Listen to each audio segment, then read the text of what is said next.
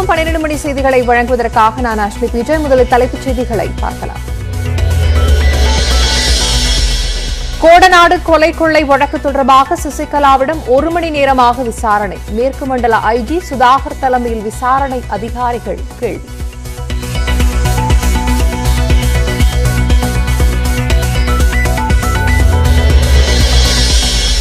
சர்வதேச போட்டிகளுக்கு வீரர்களை தயார் செய்ய சென்னை அருகே மெகா ஸ்போர்ட்ஸ் சிட்டி அவனியாபுரத்தில் ஜல்லிக்கட்டு நடத்த தனி மைதானம் அமைக்கப்படும் என்றும் முதல்வர் மு க ஸ்டாலின் அறிவிப்பு.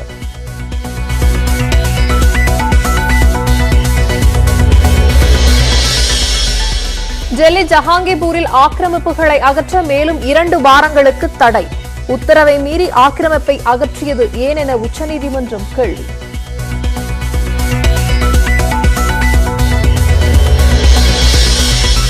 இரண்டு நாள் பயணமாக குஜராத் வந்தார் பிரிட்டன் பிரதமர் போரிஸ் ஜான்சன். சபர்மதி ஆசிரமத்தை பார்வையிட்டு நூல் நூற்றார்.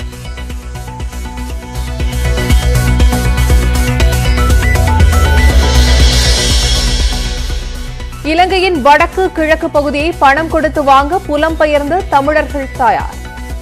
வடக்கு மாகாண முன்னாள் முதல்வர் விக்னேஸ்வரன் பிரத்யேக பேட்டி.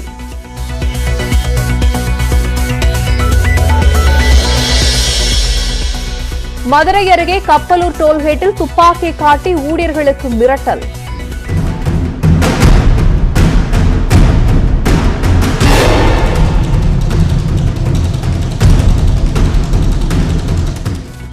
மூன்று பேரை கைது செய்து போலீஸ் விசாரணை.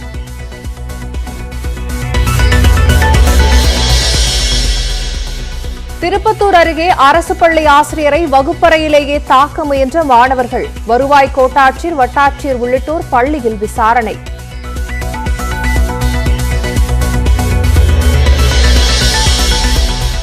திருப்பூர் மாநகராட்சி பள்ளி மாணவியை மதமாற்ற முயன்றதாக புகார். மாவட்ட கல்வி அலுவலர் இன்று 2வது நாளாக பள்ளியில் விசாரணை.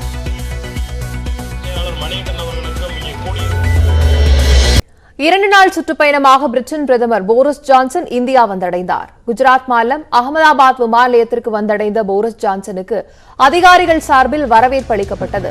விமான நிலைய வளாகத்தில் பாரம்பரிய கலை நிகழ்ச்சிகள் நடைபெற்றன. இதைத் தொடர்ந்து சபர்மதி ஆசிரமத்திற்கு சென்ற போரிஸ் ஜான்சன் அங்குள்ள மகாத்மா காந்தியின் உருவப்படத்திற்கு மாலை அணிவித்து மரியாதை செலுத்தினார். மகாத்மா காந்தியின் ஆசிரமத்திற்கு வருவது பெரும் பாக்கியம் என அங்கிருந்த பார்வையாளர்கள் வருகை பதிவேட்டிலும் பதிவிட்டார். தொடர்ந்து அங்கிருந்த ராட்டையில் நூல் நூற்றார்.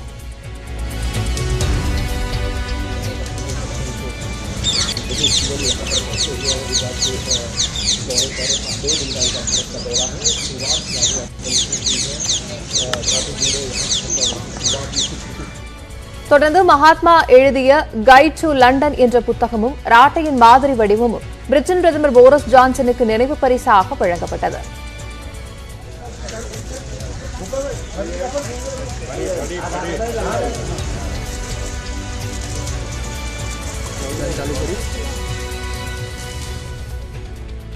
இந்தோ பசிபிக் பிராந்தியத்தில் ஒத்துழைப்பு, இருநாட்டு வர்த்தகம் உள்ளிட்டவை குறித்து போரிஸ் ஜான்சன் ஆலோசனை நடத்துகிறார். நாளை காலை டெல்லியில் குடியரசுத் தலைவர் மாளிகைக்கு செல்லும் ஜான்சனுக்கு மத்திய அரசு தரப்பில் மரியாதை அளிக்கப்பட உள்ளது. இதைத் தொடர்ந்து மகாத்மா காந்தி நினைவிடத்திற்கு சென்று அவர் அஞ்சலி செலுத்துகிறார். பின்னர் பிரதமர் நரேந்திர மோடியை சந்திக்கும் அவர் இருநாட்டு நல்லுறவு, வர்த்தகம், பாதுகாப்பு ஆகியவை குறித்து கலந்துரையாடுகிறார். பின்னர் மத்திய வெளியுறவுத்துறை அமைச்சர் ஜெய்சங்கரை சந்தித்து ஆலோசிக்கிறார். தொடர்ந்து விரைவுச் செய்திகளை பார்க்கலாம். சென்னையில் ஆபரண தங்கத்தின் விலை சவரனுக்கு 48 ரூபாய் அதிகரித்திருக்கிறது. ரஷ்யா உக்ரைன் போர் காரணமாக தங்கத்தின் விலையில் ஏற்றம் இறக்கம் காணப்படுகிறது. அந்த வகையில் நேற்று தங்கத்தின் விலை சவரனுக்கு 496 ரூபாய் குறைந்து 39,704 ரூபாய்க்கு விற்பனை செய்யப்பட்டது. இந்நிலையில் இன்று ஒரு சவரன் தங்கத்தின் விலை சவரனுக்கு 48 ரூபாய் அதிகரித்து 39,752 ரூபாய்க்கும், கிராமுக்கு 6 ரூபாய் அதிகரித்து 4,969 ரூபாய்க்கும் விற்பனையாகிறது. 24 கேரட் தங்கத்தின் விலை கிராம் 5,368 ரூபாயாகும். சவரன் 42,944 ரூபாயாகவும் உள்ளது. வெள்ளியின் விலை எந்த மாற்றமும் இன்றி 1 கிராம் 73 ரூபாய் 30 காசுகளாகவும் 1 கிலோ 73,300 ரூபாயாகவும் உள்ளது. அண்ணா பல்கலைக்கழகத்தின் தஷா குழு ட்ரோன் தயாரிப்புக்கான மத்திய அரசின் சிறப்பு ஊக்கத்தொகை திட்டத்திற்கு தேர்வாகி இருக்கிறது. ட்ரோன் தயாரிப்பு நிறுவனங்கள் அவற்றின் உதிரிபாகம் தயாரிக்கும் நிறுவனங்களுக்கு மத்திய அரசு ஊக்கத்தொகை வழங்க முடிவெடுத்தது. 5 நிறுவனங்களை தேர்வு செய்திருக்கிறது. இதில் சென்னை அண்ணா பல்கலைக்கழக MID வளாகத்தில் உள்ள வானூர்தி துறையின் கீழ் செயல்படும் தாஷா குழு தேர்வாகியிருக்கிறது. இவர்கள் மத்திய விமான போக்குவரத்து துறையுடன் இணைந்து தேவையின் அடிப்படையில் ட்ரோன் தயாரிப்பில் ஈடுபட உள்ளனர். இதுபோன்ற சென்னையை சேர்ந்த ஜூப்பா ஜியோ நேவிகேஷன் டெக்னாலஜிஸ் என்கிற ட்ரோன் உதிரிபாக தயாரிப்பு நிறுவனமும் ஊக்கத்தொகை திட்டத்திற்கு தேர்வு செய்யப்பட்டுள்ளது.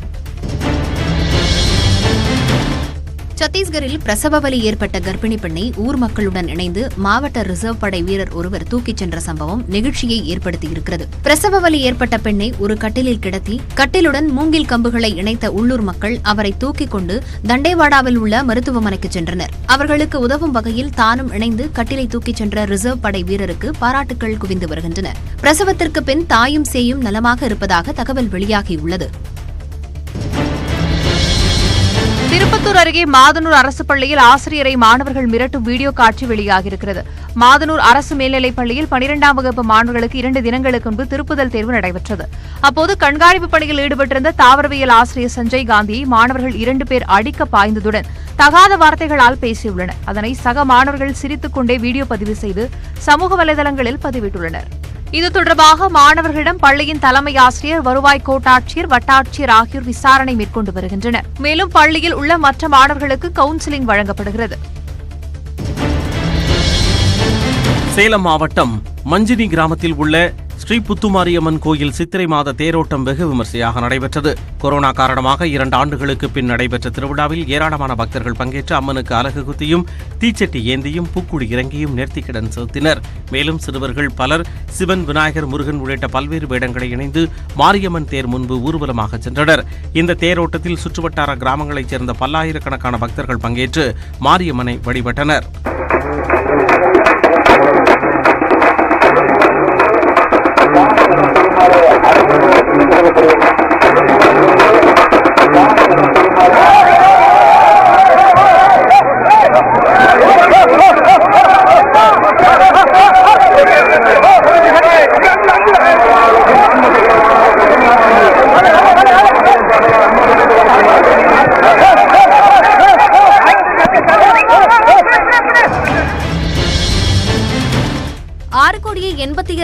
ரூபாய் செலவில் நீர்வளத்துறைக்கு வாங்கப்பட்ட புதிய வாகனங்களை முதலமைச்சர் ஸ்டாலின் கொடியசைத்து தொடங்கி வைத்தார்.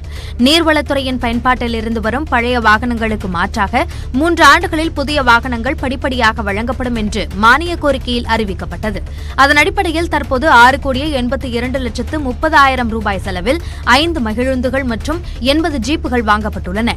இதன் பயன்பாட்டை சென்னை தலைமைச் செயலகத்தில் நடந்த நிகழ்ச்சியில் முதலமைச்சர் ஸ்டாலின் தொடங்கி வைத்தார்.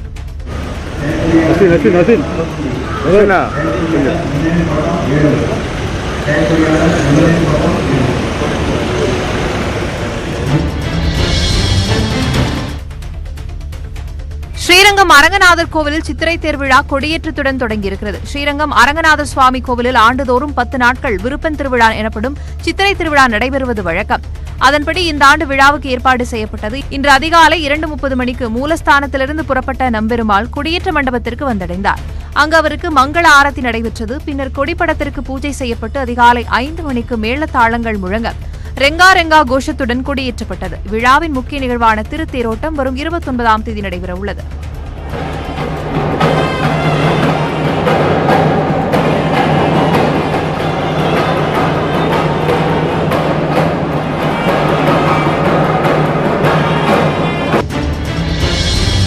சென்னை அருகே பொன்னேரியில் உள்ள கரிகிருஷ்ணன் பெருமாள் கோவிலில் அரியும் அரணும் சந்தித்துக் கொள்ளும் உற்சவத்தில் ஏராளமான பக்தர்கள் பங்கேற்று தரிசனம் செய்தனர். பொன்னேரியில் உள்ள 1000 ஆண்டுகள் பழமையான ஸ்ரீ சவுந்தரவள்ளி தாயார் சமேத ஸ்ரீ கரிகிருஷ்ண பெருமாள் கோவிலில் சித்திரை பிரம்மோற்சவம் நடைபெறுவது வழக்கம். இதன் 5ஆம் நாளான புதன்கிழமை நள்ளிரவு அரியும் அரணும் சந்திக்கும் நிகழ்ச்சி நடைபெற்றது. அப்போது சிவபெருமான், பார்வதி சமேத விநாயகர், முருகன் ஆகியோருடன் ஹரிகிருஷ்ணன் பெருமாளுக்கு முன்பு காட்சியளித்தார். இதைத் தொடர்ந்து வரும் 22ஆம் தேதி தேரோட்டமும் 26ஆம் தேதி தெப்ப உற்சவமும் நடைபெறவுள்ளது. இலங்கை அரசாங்கம் ஒப்புதல் அளித்தால் அடுத்த நிமிடம் கடன் பிரச்சினை முடிவுக்கு வரும் என்றும், வடக்கு மற்றும் கிழக்கு பகுதியை பணம் கொடுத்து வாங்கவும் புலம்பெயர் தமிழர்கள் தயாராக இருப்பதாகவும் வடமாகாண முன்னாள் முதலமைச்சரும் தமிழ் தேசிய கூட்டணியின் தலைவருமான விக்னேஸ்வரன் தெரிவித்துள்ளார். அவருடன் நமது செய்தியாளர் பஷ்லுல்லா முபாரக் நடத்திய நேர்காணலை பார்க்கலாம். 30 வருட கால போர் தான் இதற்கான முக்கியமான பின்னணி. அந்த காலகட்டத்திலே தமிழ் மக்களோடு அல்லது தமிழ் மக்கள் தலைவர்களோடு பேசி தமிழ் மக்களுடைய பிரச்சனையை தீர்க்க வேண்டும் என்று எண்ணியிருந்தார்களானால் இந்த பிரச்சனைகளுக்கு நாங்கள் முகம் கொடுக்க வேண்டிய அவசியம் இருந்திருக்காது. அது போரை எப்படியாவது வெல்ல வேண்டும் என்ற எண்ணத்திலே கடன்களை பெற்று அந்த கடனை அடைப்பதற்கு இன்னொரு இடத்திலிருந்து கடன் எடுத்தார்கள். ஆகவே இவ்வாறு இந்த கடன் பெருசாகி அந்த கடனுடைய வட்டி சேர்ந்து அது ஒரு பெரிய தொகையாக வந்து கடைசியாக அவர்களுக்கு ஒரு பாரிய கடன் தொல்லை வந்துவிட்டது. ஆனால் அதை விட அவர் செய்த மிகப்பெரிய பிழை 2019ஆம் ஆண்டு ஜனாதிபதியாக வந்ததன் பிற்பாடு தனக்கு ஆதரவு அளித்த பல இந்த வியாபாரிகளுக்கு நல்ல ஒரு வருமானத்தை கொடுப்பதற்காக டாக்ஸை நிப்பாட்டிட்டார். டாக்ஸ் கட் வந்து அவர்கள் அதனால இன்னொரு பாரிய அமௌண்ட் தொகை எங்களுக்கு வர வேண்டியது ஒன்றும் வராமல் போயிட்டு. அதையும் விட எங்களுடைய பொருட்களுக்கான அல்லது இந்த கடன்களுக்கான பணத்தை அவர் எங்களுடைய வெளிநாட்டு செலாவணியினுடைய வைப்பில் இருந்து அதை கட்ட தொடங்கினார்கள். அதாவது உடனுக்குடனேயே தாங்கள் ஏதாவது கட்டி முடிக்க வேண்டும் என்ற காரணத்தினால் தங்களுடைய வெளிநாட்டு செலாவணியை இதற்கென்று பாவித்தார்கள். இன்னொரு 2 மாசத்துல அதுவும் போயிடும். இல்லை எப்படியாவது சாமான்கள் நாங்கள் வேண்டியா இருக்குது. ஆகவே ஒரு மிகவும் பொல்லாத ஒரு காலகட்டத்தில் நாங்கள் இப்பொழுது இருக்கின்றோம். இது முழு நாட்டையும் பாதிக்க தொடங்கி இருக்கின்றது. 13வது திருத்த சட்டம் தொடர்பில் இப்போது அதிகம் பேசப்படுகிறது. அதனை தாண்டி 13+ என்று கதைக்கிறார்கள். பிரதமர் மஹிந்த ராஜபக்சே அதனை பல தடவைகள் குறிப்பிட்டிருக்கின்றார். இப்பொழுது அவர்களுக்கு பெரும்பான்மை சிறுபான்மை என்று எந்த விதமான பாகுபாடும் இல்லை. ஏனென்றால் எல்லோருமே அவர்களை வெளியேற்ற பார்க்கின்றார்கள். அந்த நிலையிலே அவர்கள் இந்தியாவுடன் சேர்ந்து பயணிக்க வேண்டிய ஒரு அவசியம் ஏற்பட்டிருக்கின்றது. எங்களை பொறுத்தவரையிலே 13வது திருத்த சட்டம் ஒரு விதத்திலும் எங்களுடைய பிரச்சனைகளை தீர்க்காது என்பது எங்களுடைய நிலைப்பாடு. அது உண்மையும் தான். ஏனென்றால் இது ஒரு ஒட்டியாட்சிகளை 13வது திருத்த சட்டம் எந்த விதமான நன்மைகளையும் எங்களுக்கு தரையில்லை.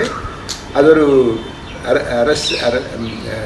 அதிகார பரவலாக்கமே ஒழிய அதிகார பகிர்வே அல்ல. ஆனால் புலம்பெயர் தமிழ் மக்கள் வடகிழக்கு மாகாணங்கள் ஒன்றாக இணைக்கப்பட்டு அங்கு தமிழ் பேசும் மக்களுக்கென்று ஒரு அலகு, பெடரல் அலகு, ஒரு சமஷ்டி அலகு கொடுக்கப்பட்டு முஸ்லீம் மக்களுக்கு என்று அதன் இடையில் ஒரு அலகு தரப்பட்டு அந்த நன்மைகளை பெற்றுக் கொடுத்தால் கட்டாயமாக வெளிநாட்டு முஸ்லீம், மத்திய கிழக்கு முஸ்லீம் அரசாங்கங்களும் எங்களுடைய புலம்பெயர் மக்களும் அதற்குரிய நடவடிக்கைகளை எடுத்து அரசாங்கத்துக்கு நன்மைகளை பெற்றுக் கொடுப்பார்கள். வேண்டுமென்றால் அவர்கள் காசு கொடுத்து வேண்டுனாலும் வடக்கு கிழக்கே வேண்டுறதுக்கு கூட அவர்கள் ஆயத்தமாக இருக்கின்றார்கள். ரொம்ப நன்றி. வடமாகாண முன்னாள் முதலமைச்சரும் நாடாளுமன்ற உறுப்பினருமான முன்னாள் நீதியரசர் CV விக்னேஸ்வரன் அவர்களே எங்களோடு இணைந்து கொண்டமைக்காக. தமிழக வீரர்கள் ஒலிம்பிக்கில் பதக்கம் வெல்லும் வகையில் சென்னை அருகே மெகா ஸ்போர்ட்ஸ் சிட்டி அமைக்கப்படும் என முதலமைச்சர் மு.க.ஸ்டாலின் தெரிவித்திருக்கிறார். சட்டப்பேரவையில் 110 விதியின் கீழ் இளைஞர் நலன் மற்றும் விளையாட்டுத்துறை சார்பில் முதலமைச்சர் இந்த அறிவிப்பை வெளியிட்டார். அதில் ஒலிம்பிக் மற்றும் சர்வதேச போட்டிகளுக்கு வீரர்களை தயார்படுத்தும் வகையில் தமிழ்நாட்டில் உள்ள 4 மண்டலங்களில் தலா ஒரு ஒலிம்பிக் அகாடமி அமைக்கப்படும் என தெரிவித்தார். தமிழக வீரர்கள் ஒலிம்பிக் மற்றும் சர்வதேச போட்டிகளில் சாதனை படைக்கும் வகையில் பயிற்சி பெறுவதற்காக சென்னை அருகே மெகா ஸ்போர்ட்ஸ் சிட்டி அமைக்கப்படும் என தெரிவித்தார். இதன் மூலம் தமிழக வீரர்கள் சர்வதேச தரத்திலான பயிற்சியை பெற முடியும் என முதலமைச்சர் குறிப்பிட்டார். அனைத்து சட்டமன்ற தொகுதிகளிலும் 3 கோடி ரூபாய் மதிப்பில் சிறு விளையாட்டரங்கம் அமைக்கப்படும் என்றும் தமிழக விளையாட்டு வீரர்களை சர்வதேச போட்டிகளில் பங்கேற்க வைக்கும் வகையில் 25 கோடி ரூபாய் மதிப்பில் ஒலிம்பிக் தங்கம் தேடுதல் திட்டம் செயல்படுத்தப்பட இருப்பதாகவும் கூறினார். மதுரை மாவட்டம் அலங்காநல்லூரில் ஜல்லிக்கட்டுக்கு என பிரம்மாண்டமான மைதானம் அமைக்கப்படும் என்றும் முதலமைச்சர் அறிவித்தார்.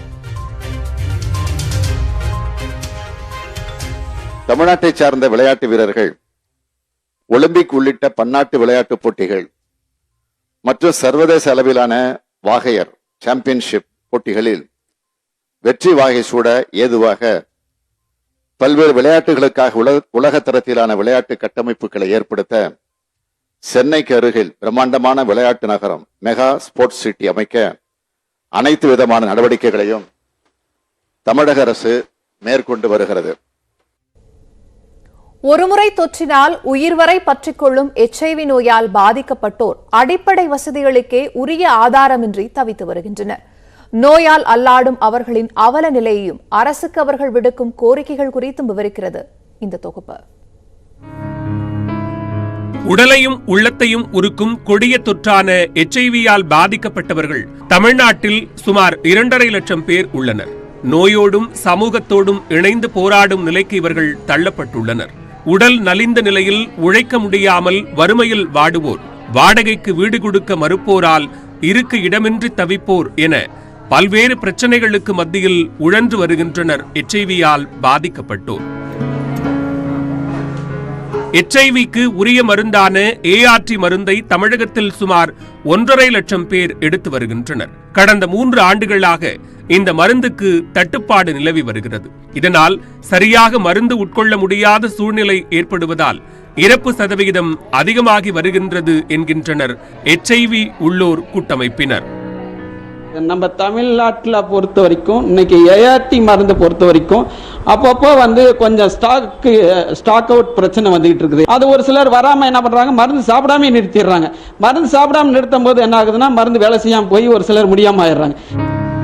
தமிழகத்தில் HIV-யால் பாதிக்கப்பட்ட 25% பேருக்கு சொந்த வீடோ அல்லது வீட்டுமனையோ இருப்பதில்லை. இவர்களுக்கு HIV இருக்கும் காரணத்தால் வாடகைக்கு வீடு கிடைப்பதில்லை.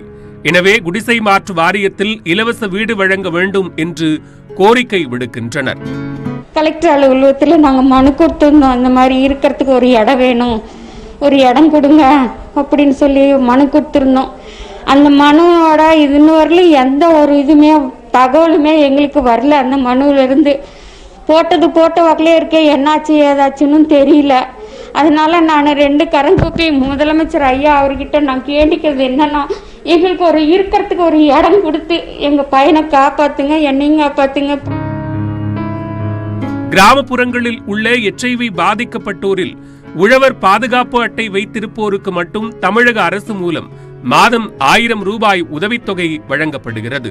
உழவர் அட்டை இல்லாதோருக்கும் மற்றும் நகரத்தில் உள்ள பாதிக்கப்பட்டோருக்கும் அவர்களது வாழ்வாதாரத்திற்காக உதவித்தொகை வழங்க வேண்டும் என்று கோரிக்கை விடுக்கின்றனர். HIV பாதிக்கப்பட்ட மக்களுக்கு எல்லாருக்குமே மாதந்தோறும் உதவித்தொகை வழங்கணும்.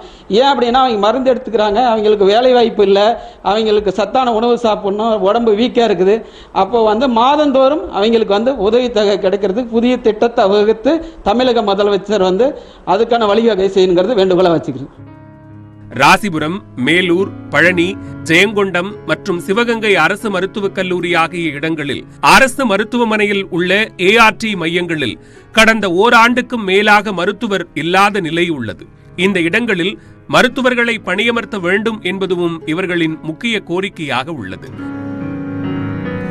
மேலும் அனைத்து வங்கிகளிலும் HIV உள்ளவர்களுக்கு சிறுதொழில் செய்வதற்கான கடன் உதவி கிடைக்க வழிவகை செய்ய வேண்டும். HIV-யால் பாதிக்கப்பட்டு இறந்தோரின் ஆதரவற்ற குழந்தைகளுக்கு இலவச உயர்கல்வி கற்பதற்கு தமிழக அரசு உதவி செய்ய வேண்டும்.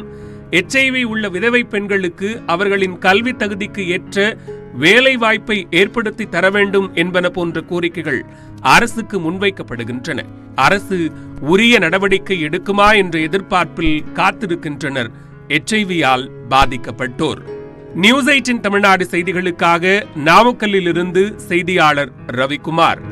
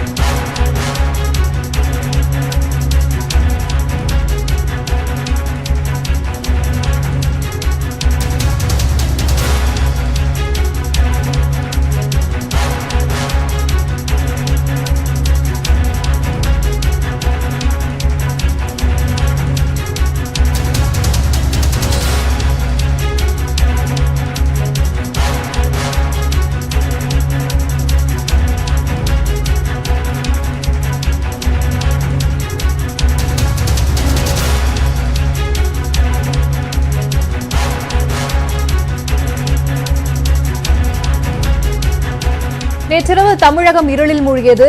அறிவிக்கப்படாத மின்வெட்டு பல பகுதிகளில் ஏற்பட்டதற்கு பொதுமக்கள் மத்தியில் கடுமையான அதிருப்தி ஏற்பட்டிருக்கிறது. இந்த மின்வெட்டின் பின்னணி என்ன தட்டுப்பாடு ஏற்பட்டிருக்கிறது குறித்தான பல தகவல்களை பெறலாம். செய்தியாளர் வேல்முருகன் நேரில் இணைந்திருக்கிறார். வேல்முருகன், இந்த மின் தட்டுப்பாட்டிற்கான முக்கியமான காரணங்கள் என்ன முன்வைக்கப்படுகிறது? அது தொடர்பான விவரங்கள் என்ன?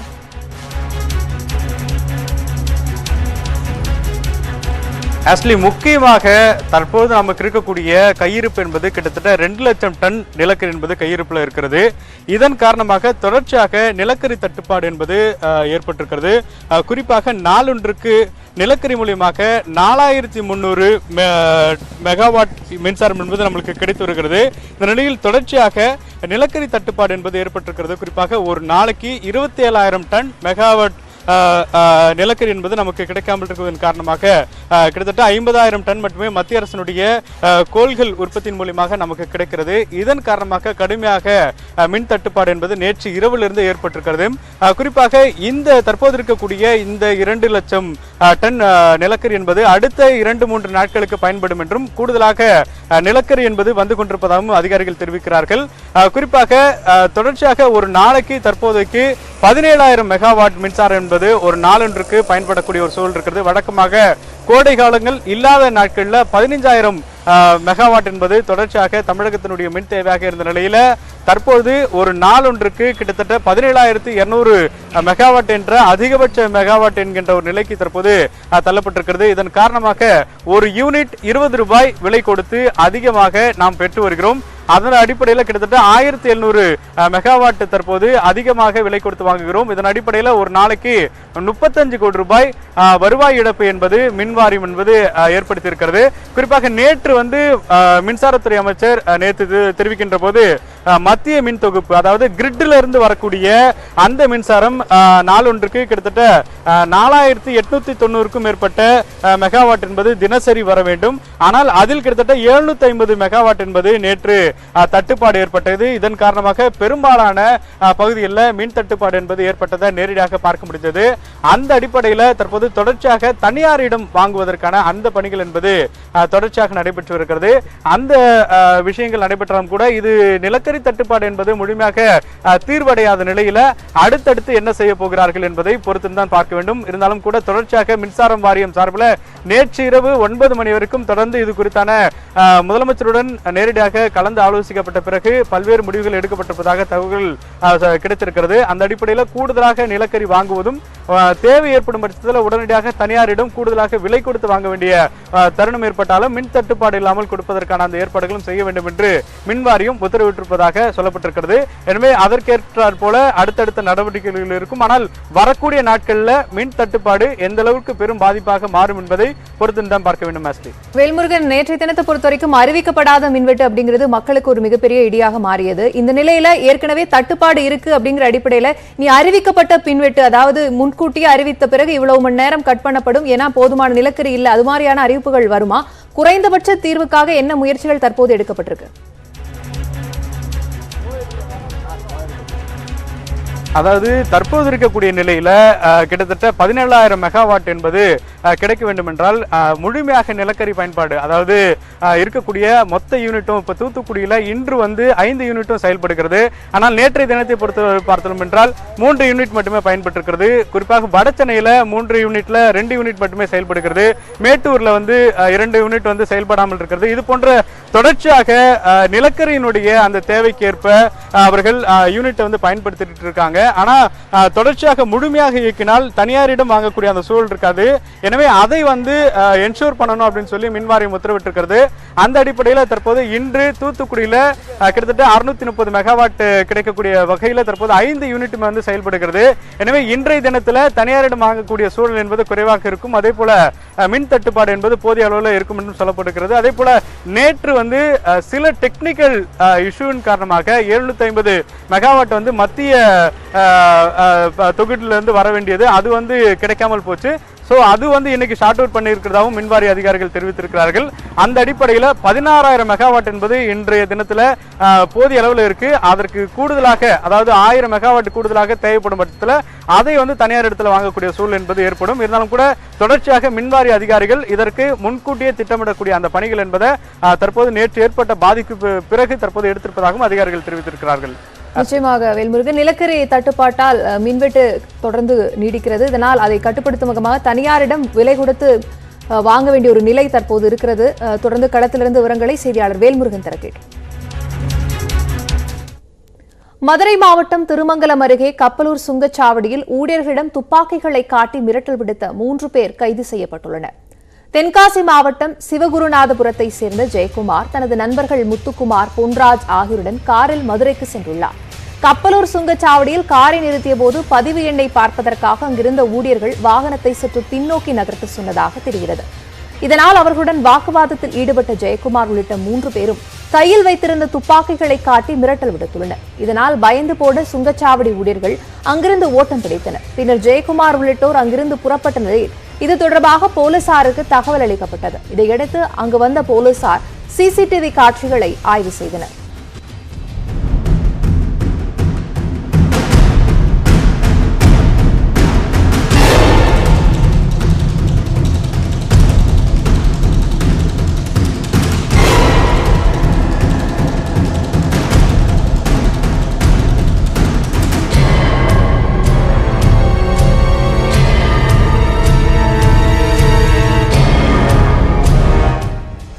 சிசிடிவி காட்சிகளின் அடிப்படையில் மதுரைக்கு சென்ற போலீசார் கப்பலூர் தொழிற்பேட்டை அருகே டீக்கடையில் நின்று கொண்டிருந்த ஜெயக்குமார், முத்துக்குமார், பொன்ராஜ் ஆகியோரை கைது செய்ததுடன் அவர்களிடமிருந்து 2 துப்பாக்கிகள் காரை பறிமுதல் செய்தனர். பின்னர் விசாரணை நடத்தியபோது மதுபோதையில் வாகனம் ஓட்டி வந்ததாகவும் தாங்கள் வைத்திருந்த பொம்மை துப்பாக்கிகள் எனவும் தெரிவித்துள்ளனர்.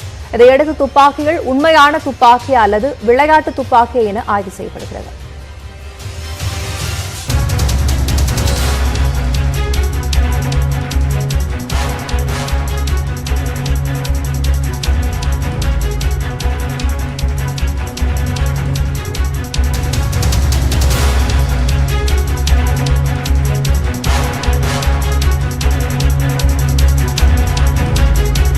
குழந்தைகள் விரும்பி சாப்பிடும் இந்த ஊசி சாக்லேட் குறித்து தற்போது உணவுத்துறை அதிகாரிகள் அதன் மொத்த விலை கடையில் ஆய்வு நடத்தி வருகிறார்கள். கூடுதல் விவரங்களை பெறலாம். செய்தியாளர் அசோக் இணைந்திருக்கிறார்.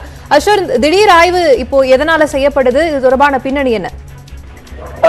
அதாவது பழைய ஒன்னார்பேட்டையில் இருக்கக்கூடிய மொத்த வியாபாரி கடையில வந்து இந்த குழந்தைகள் ஆசையாக விரும்பி சாப்பிடக்கூடிய அந்த சிரஞ்சீவி சாக்லேட் இது வந்து தொடர்பாக வந்து ஏற்கனவே பல புகார்கள் வந்து உணவு அதிகாரி துறை சதீஷ்குமார் அவர்களுக்கு வந்து பல புகார்கள் சென்றதனை தொடர்ந்து தற்போது திடீரென்று ஆய்வு மேற்கொண்டு வருகிறார். இந்த சாக்லேட் அதாவது இந்த அதை பயன்படுத்தக்கூடிய அந்த சிரிஞ்சியானது பழையதா அல்லது புதியதா, அது மட்டும் இல்லாமல் மற்ற தின்பண்டங்களும் வந்து காலாவதியானதா தேதி அனைத்துமே வந்து சோதனையிட்டு வருகிறார்கள். இந்த சோதனையானது 2 மணி நேரமா தொடர்ந்து நீடித்துக் கொண்டிருக்கிறது. அதே போல் இன்னும் முடிவடையவில்லை. முடிந்த பிறகுதான் இதோட மதிப்பு எந்தெந்த தின்பண்டம் வந்து அதிகாரிகள் கைப்பற்றப்பட்டு வருகிறார்கள் என்று தெரிய வரும். அசோக், 2 மணி நேரமா இது தொடர்பான சோதனை நடக்குது அப்படின்னு சொல்றீங்க. புகார்கள் அதிகப்படியா இந்த சாக்லேட் தொடர்பா கிடைத்திருக்கிறது அதிகாரிகளுக்கு ஏற்கனவே. அதன் அடிப்படையில தான் இன்றைய தினம் இந்த ஆய்வும் நடத்தப்படுதா? நிச்சயமா இந்த சாக்லேட் குழந்தைங்க விரும்பி சாப்பிடும் இந்த சாக்லேட் இது போன்ற சிரஞ்சீவி சாக்லேட் மூலமாக வந்து அது பழைய சுஞ்சி பயன்படுத்தலாம் என்று ஏற்கனவே வந்து பல புகார்கள் பெறப்பட்ட நிலையில வந்து இன்று திடீரென்று அதிகாரிகள் வந்து சோதனையிட்டு வருகிறார்கள். வடசென்னையில் இயங்கக்கூடிய இந்த மொத்த விலை கடைகள்ல இருந்து தமிழகத்துடைய எந்தெந்த பகுதிகளுக்கு இந்த சாக்லேட் ஆனது விநியோகிக்கப்படுது? அது தொடர்பான விவரங்கள் ஏதாவது இருக்கா? தற்போது இந்த பகுதியிலிருந்து மொத்த வியாபாரம் செய்யப்படுகிறார். திருவேற்றூர், காசிமேடு, ராயபுரம், வண்ணாரப்பேட்டை, கொருக்குப்பேட்டை இது போன்ற பல பகுதிகளிலிருந்து இங்க இந்த மொத்த இந்த வியாபாரம் இங்க இருந்துதான் கொண்டு செல்லப்படுகிறது. சிறு சிறு பெட்டி கடை முதற்கொண்டு அனைத்துமே வந்து தற்போது இந்த சாக்லேட் ஆனது பயன்படுத்தி வருகிறார்கள். பெரும்பாலும் இந்த குழந்தைகள் இந்த சாக்லேட் அளவுக்கு அதிகமாக தற்போது சாப்பிட்டு வருகிறார்கள். விவரங்களை பதிவு செய்தமைக்கு நன்றி அசோக். மேலதிக தகவலுக்கு மீண்டும் இணையலாம். மற்ற செய்திகள் இடைவேளைக்கு பிறகு.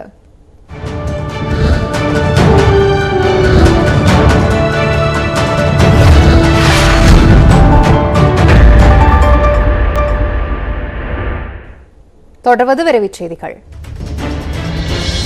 திருப்பூர் அருகே புதிதாக திறக்கப்பட்ட டாஸ்மாக் கடைக்கு எதிர்ப்பு தெரிவித்து பொதுமக்கள் சாலை மறியல் போராட்டத்தில் ஈடுபட்டனர். முத்தனம்பாளையம் அருகே தீரன் சின்னமலை நகரில் கடந்த 19ஆம் தேதி புதிதாக டாஸ்மாக் கடை திறக்கப்பட்டுள்ளது. இந்த கடை வழிபாட்டு தலங்களுக்கு அருகே உள்ளதாகவும் பொதுமக்கள் அதிகம் பயன்படுத்தும் பிரதான சாலையில் உள்ளதாகவும் கூறி 100க்கும் மேற்பட்ட பெண்கள் முத்தனம்பாளையம் பிரதான சாலையில் அமர்ந்து மறியல் போராட்டத்தில் ஈடுபட்டனர். இதனால் அந்த பகுதியில் போக்குவரத்து பாதிக்கப்பட்டது. அரசு பணியில் இருக்கும் ஊழியர்களின் துணை உயிருடன் இருக்கும் போது 2வது திருமணம் செய்தால் துறை ரீதியிலான நடவடிக்கை எடுக்கப்படும் என்று தமிழக அரசு தெரிவித்துள்ளது. இது தொடர்பான உத்தரவில் 1973ஆம் ஆண்டு தமிழ்நாடு அரசு பணியாளர் சட்ட விதி 19 படி பணியில் இருக்கும் அரசு ஊழியர்கள் முதல் மனைவியோ கணவரோ உயிருடன் இருக்கும்போது 2வது திருமணம் செய்யக்கூடாது என குறிப்பிடப்பட்டுள்ளது. 2வது திருமணம் செய்வது ஒழுக்கக்கேடான நடவடிக்கை எனவும் அப்படி செய்வது அரசுக்கு மரியாதை இழுக்கை ஏற்படுத்துவதாகவும் கூறியுள்ளது. அரசு ஊழியர் 2வது திருமணம் செய்வதால் சட்ட ரீதியாக முதல் மனைவிக்கு கிடைக்க வேண்டிய பலன்கள் கிடைப்பதில்லை. இந்த பிரச்சனையை தீர்க்கவே புதிய உத்தரவு பிறப்பிக்கப்பட்டுள்ளது எனவும் அரசாணையில் தெரிவிக்கப்பட்டுள்ளது. ஒடிசா மாநிலம் கஞ்சம் அருகே அரசு ஆரம்ப சுகாதார நிலையத்தில் பெண்ணுக்கு செல்போன் விளக்கு வெளிச்சத்தில் பிரசவம் பார்க்கப்பட்டது குறித்து விசாரணைக்கு உத்தரவிடப்பட்டுள்ளது. கலம்போ கிராமத்தைச் சேர்ந்த டபாஸ்வினி என்ற நிறைமாத கர்ப்பிணிக்கு பிரசவ வலி ஏற்பட்டதால் போலசார ஆரம்ப சுகாதார நிலையத்திற்கு அழைத்துச் செல்லப்பட்டார். ஆனால் அங்கு திடீரென மின்தடை ஏற்பட்டதால் செல்போன் விளக்கு மற்றும் மெழுகுவர்த்தி வெளிச்சத்தை பயன்படுத்தி மருத்துவர்கள் பிரசவம் பார்த்தனர். இதுகுறித்து விசாரணைக்கு உத்தரவிடப்பட்டுள்ளதாக சுகாதாரத்துறை அதிகாரிகள் தெரிவித்தனர். அம்பேத்கரையும் பிரதமர் மோடியையும் ஒப்பிட்டு இளையராஜா கருத்து கூறியது சர்ச்சையை ஏற்படுத்தியுள்ள நிலையில் மூவரின் புகைப்படங்களையும் இணைத்து மதுரையில் போஸ்டர்கள் ஒட்டப்பட்டுள்ளன. ப்ளூ கிராஃப்ட் டிஜிட்டல் ஃபவுண்டேஷன் நிறுவனம் வெளியிட்ட மோடியும் அம்பேத்கரும் புத்தகத்தில் இசையமைப்பாளர் இளையராஜா எழுதிய முன்னுரையில் மோடிக்கும் அம்பேத்கருக்கும் பல விஷயங்களில் ஒற்றுமை இருக்கிறது என்று குறிப்பிட்டிருந்தார். இது பெரும் சர்ச்சையை ஏற்படுத்திய நிலையில் சமூக வலைதளங்களில் இளையராஜாவுக்கு ஆதரவாகவும் எதிராகவும் பல்வேறு விமர்சனங்கள் எழுந்துள்ளன. இந்நிலையில் அம்பேத்கர் மற்றும் பிரதமர் மோடியின் கரங்களை பிடித்து இருவரையும் இளையராஜா இணைப்பது போல் வடிவமைத்து இளையராஜா நம்மை ஒன்றிணைப்பார் என மதுரையில் பாஜகவினர் போஸ்டர் ஒட்டியுள்ளனர். சீனாவில் குவாக்சி மலைப்பகுதியில் விபத்துக்குள்ளான போயிங் 737 விமானத்தின் கருப்பு பெட்டிகள் கடும் சேதமடைந்திருப்பதாக முதல்கட்ட விசாரணை அறிக்கையில் தெரிவிக்கப்பட்டுள்ளது. மார்ச் 21ஆம் தேதியன்று குன்மிங் நகரிலிருந்து குவாங்சி நோக்கி சென்ற போயிங் விமானம் விபத்துக்குள்ளாகி அதில் பயணித்த 132 பேரும் உயிரிழந்தனர். விபத்து நடந்த 30 நாட்களுக்குள் அதன் முதல் விசாரணை அறிக்கை சீனாவின் விமான போக்குவரத்து துறை நிர்வாகம் வெளியிட்டிருக்கிறது. அதில் விமானம் ரேடார் கட்டுப்பாட்டிலிருந்து விலகி செல்வதை முன்கூட்டியே விமானிகளுக்கு எச்சரித்ததாகவும் விமானம் 8900 மீட்டர் தொலைவில் பறந்தபோது தொடர்பு துண்டிக்கப்பட்டதாகவும் தெரிவிக்கப்பட்டுள்ளது.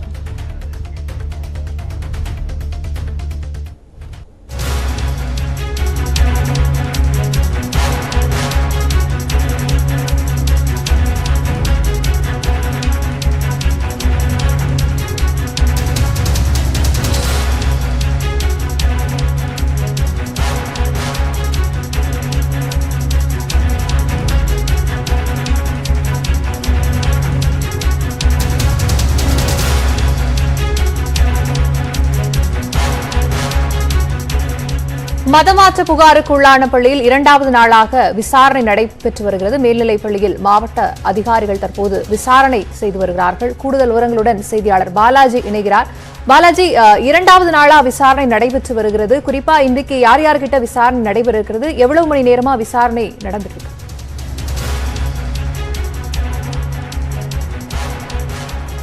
நிச்சயமாக ஆஷ்லி, அதாவது திருப்பூர் மாநகராட்சியில் அமைந்திருக்கக்கூடிய ஜெயவாபாய் அரசு பெண்கள் மேல்நிலைப் பள்ளி என்பது 7000க்கும் மேற்பட்ட மாணவிகள் பயிலக்கூடிய ஒரு பள்ளியாக இருந்து வருகிறது. இந்த பள்ளியில் 6ஆம் வகுப்பு முதல் 12ஆம் வகுப்பு வரை பயிலும் வகையில் இந்த பள்ளியானது இருந்து வருகிறது. ஆசியாவிலேயே மிகப்பெரிய அளவில் எண்ணிக்கையிலான மாணவிகள் பயிலக்கூடிய ஒரு பள்ளியாக இந்த ஜெயவாபாய் நகராட்சி மகளிர் மேல்நிலைப் பள்ளியானது இருந்து வருகிறது. இந்த பள்ளியில் சுமார் 200 ஆசிரியர்களும் இருந்து வருகின்றனர். இந்நிலையில் மாணவி ஒருவரை நெற்றியில் திருநீர் அணியக்கூடாது எனவும் இந்து கடவுள்களின் பெயரை சொல்லக்கூடாது எனவும் கூறியதாக புகார் ஒன்றானது எழுந்தது. இது தொடர்பாக 6ஆம் வகுப்பு பயிலக்கூடிய மாணவி தனது பெற்றோருடன் திருப்பூர் வடக்கு காவல் நிலையத்தில் புகார் ஒன்றை அளித்தார். இதன் அடிப்படையில் இந்த புகாரானது திருப்பூர் மாவட்ட முதன்மை பள்ளிக்கல்வி அலுவலருக்கு இந்த புகாரானது அனுப்பி வைக்கப்பட்டது. அதனைத் தொடர்ந்து இந்த புகாரின் பேரில் உரிய விசாரணை நடத்தி அறிக்கை சமர்ப்பிக்குமாறு மாவட்ட முதன்மை கல்வி அலுவலர் ரமேஷ் உத்தரவிட்டிருந்தார். அதன் பேரில் நேற்று முதல் இந்த விசாரணையானது திருப்பூர் ஜெயபாபாய் மகளிர் மேல்நிலைப் பள்ளியில் தொடர்ந்து நடந்து வருகிறது.